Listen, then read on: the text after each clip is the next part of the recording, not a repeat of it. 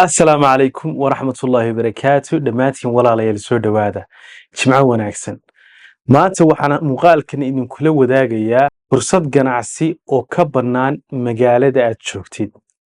macaamiil adeegan u baahanna laga heli karo sidoo kale dadka guryahana loogu geyn karo sidoo kale tuulooyinka iyo magaalooyinka kuu dhow ee derisyadana laga soo samayn karo oo aan xad lahayn waa adeeg hadda ka jira intaan arkayay Hargeysa iyo Muqdisho kaliya laga sameeyay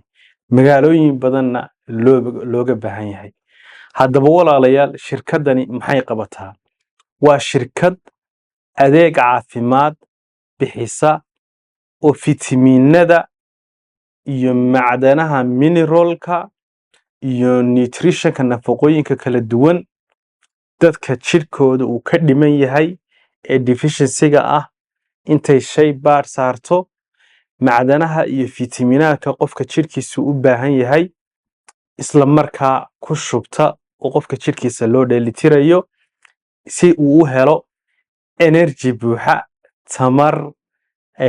dheefshiid wanaagsan difaac waxyaalaha qofka jirkiisa markaa u baahan yahay haddaba walaalayaal intaan insha Allah muuqaalkan aan faahfaahin iyo sababtaan fursadan aan isleeyahay magaalooyin badan ay uga baahan tahay waxaan jeclaan lahaa marka koowaad in muuqaalka like saartid si uu dad badan u sii gaadho qof health professional oo fikradan sii baari karana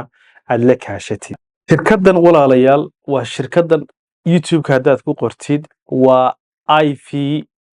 vitamin drips waa la dhahaa ama IV infusion vitamins qaab magacyo badan ayay leedahay guud ahaan waa shirkad qofka ka qaadaysa shaybaadh isla markaana la ogaanayo darajada uu markaa marayo fitamiinka jirkiisa noocyada kala duwan hadday tahay vitamin B-ga vitamin C vitamin D vitamin K2 fitamiinada markaa jirkeena uu ku shaqeeyo ee muhiimka u ah iyo mineralska kala duwan maxay haddaba shirkadan walaalayaal muhiim u tahay waxay muhiim u tahay in qofka fitamiinku afka ka qaadan lahaa si toos ah xididkiisa loo siiyo oo si boqolkiiba boqol isla markiiba fitamiinka uu markaa ka dhinaa jirkiisa uu la falgalo dadka markaa dad badan ayaa waxaa jira dietkeena Soomaalida way naqaanaa oo waxay nahay dad canjeelo loox ku quraacda bur baasto ama bariis ku qadeeya kimis roodi waxyaalo nafaqada ama isu dheelitirnaantii loo baahnaa fitamiinaadka aan laga helin diet-kooda u badan yahay taas oo vitamin markuu jirkeena ku yaraaday bulshada Soomaaliyeed ay keentay inay cudurro badan u nuglaado haddaba qof sida markaa iimiinkiisa ama difaaca jirka sare loogu soo qaado fitamiinaadkii u baahnaa tamartii focuskii kuwii timaha lafaha qaababkii kala duwanaa jirka bini'aadamka u shaqaynayay sare u soo qaadaya dabcan waan ognahay in dheefshiidku mararka qaarkood diet-ka laga wada helay fitamiinaadkii haddaba waxaa jirta shirkado ka shaqeeya adduunka oo dhan dadka fitamiinka jirkooda ayay baarayaan ka bacdi level ayaa laga doonayaa scan bay saarayaan jirkii waxay ogaanayaan fitamiinka kugu yar darajada laga doonayay boqolkiiba 50 boqolkiiba 75 boqolkiiba 150 hadba inta laga doonayay ay ogaanayaan jirka iyo jirkaaga inta ku jirta markaa ka bacdi markay ogaadaan hadda tusaale ahaan vitamin waxa kugu yar C oo kale ayaa kugu yar ama magnesium vitaminka la dhahaa ayaa kugu yar oo laga helo waxyaalaha qudaarta cagaarka barbarooniga koostada spinachka waxyaalaha cagaarka kale ma cuntid marka jirkaaga waxa ku yar magnesium hurdadii baa kugu dhiban waxaad u baahan tahay magnesiumkii halkaad afka ka qaadan lahayd isla markiiba isagoo falanbe ku jira ayaa jirkaaga lagu shubaya hadduu markaa ka maqan yahay isla markiina waxaad hore ka helaysaa hurdadii tamartii ayaad ka helaysaa intaan markaa walaalayaal fursadan aan arkayay magaalada Hargeysa iyo magaalada Muqdisho ayaan ka arkay in dad ganacsato Soomaaliyeed ay ka hirgeliyeen aan aadna u bogaadinayo waxaan isleeyahay magaalooyin badan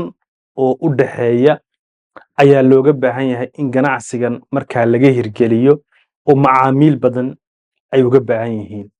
dabcan waxaad samayn kartaa waa ganacsi soo laalaabanayo oo dadka fitamiinka marar badan oo kala duwan loogu celinayo oo loogu shubayo, waana ganacsi dadka guryaha loogu geyn karo. Hadda shirkadaha Mareykanka waxaan arkayay qaar guryaha dadka ugu tago oo fitamiinkooda ugu soo shuba oo qofku isla markiiba uu hurdadii, tamartii, mineralkii, macdantii, immune systemkii ama difaacii dheefshiidka wixii oo dhan la siinayo, ama zinc ha noqoto, magnesium ha noqoto, vitamin D ha noqoto, fitamiinadii jirku markaa u baahnaayo dhan ayaa guriga loogu geynayaa. wixii jirkooda ka dhimanaa ayaa faleen ahaan loogu xidhayaa. qofkii boqolkiiba boqol jirkiisu uu u dhammaystiran yahay nafaqooyinkii, mineralkii iyo fitamiinkii ayuu marka koowaad noqonayaa. marka shirkaddan waxaan is leeyahay magaalooyinka, tuulooyinka waa la geyn karaa. dad badan oo Soomaaliyeed ayaa caruurtooda hadday fitamiin ka dhiman yahay la jeclaan lahaa in loo dheelitiro si ay waxbarashada ugu wanaagsanaadaan. dad badan oo wax haysta ayaa jeclaan lahaa waalidkooda haddii markaa fitamiin uu ku daciif yahay jirkooda oo fitamiin u baahan markaa in loogu shubo, u qori lahaa in xaafadaha loogu tago oo waalidkooda fitamiinka lasoo siiyo oo xididka ay ka qaataan. marka vitamin drips ayaa la dhahaa, ama fitamiinka dhibicda ah, ama infusion IV drips ayaa la dhahaa. ganacsigan aad ku qori kartaan, halkan aan idinku soo qoraya, saas ayaad igu soo qoraysaan, waad baari kartaan. waa shirkad caafimaad oon is leeyahay magaalooyin badan oo Soomaaliyeed ayaa xaqiiqatan looga baahan yahay. waa clinic fudud oo farmasiyada dadka kan ganacsada ay samayn karaan, dadka cisbitaalada, dadka neerisyada ah ee health professionalka ee caafimaadka bartay, dadkaasoo dhan ayaan is leeyahay ganacsigan way hirgelin karaan. bulshadeennana waa bulsho baahi badan u qabta adeeg fitamiin oo dhammaystiran inay ka helaan goobaha caafimaadka oo isla markiiba ay hore ka qaadan karaan. xaqiiqatan waxaan daawaday dad badan oo hooyooyin Soomaaliyeed iyo dad rag ah oo la wareysanayo oo hurdadu ku adkayd, oo maaragtay daal badan hayay, oo lafuu xanuunayeen, oo waxa hadhowta marka cudur laga baaray negative ahaa, kabacdi la ogaaday in fitamiinadii magnesiumkii, fitamiinkii zinc ee difaaca, fitamiinadii E ee maaragtay jirka, fitamiinadii B ee timaha, fitamiinada qaarkood ay aad zero garaacayaan oo ayba yacni jirkooda ay aad ugu yar yihiin. marka qofku intuu dheefshiidka ka heli lahaa ama afka uu ka qaadan lahaa, boqolkiiba boqol marka xididka laga siiyo ayaa ka awood badan ayaa la leeyahay, oo isla markiiba helayo tamar, uu helayo awood, uu helayo difaaca jirkiisa oo adkaada, uu helayo nafaqadii oo toos xididkiisa ula falgashay iyo jirka.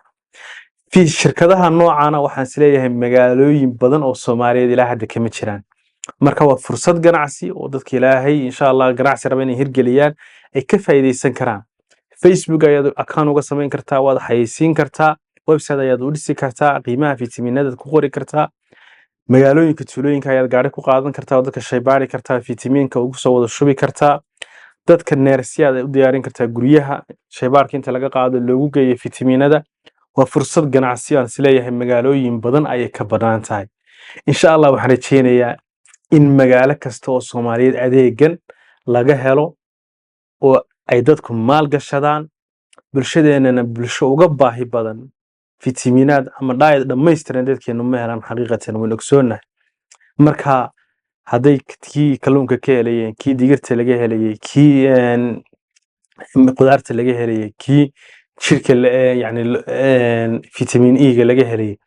wixii oo dhan dadka loo dhammaystiri karo waa adeeg aad loogu baahan yahay. insha Allah shirkaddan ayaan siri magaalooyin badan oo Soomaaliyeed oo fursad ka bannaan, fursadda ganacsi la wadaag, dadkana waxbay taraysaa, dadka shaqaysanayana insha Allah waxbay ka helayaan. walaalkiin Sakariya Cabdillaahi Cali. haddaad insha Allah muuqaalkan aad xun ka heshay, fadlan subscribe saar oo ku soo biir kanaalka. Asalaamu calaykum waraxmatullaahi wabarakaatu.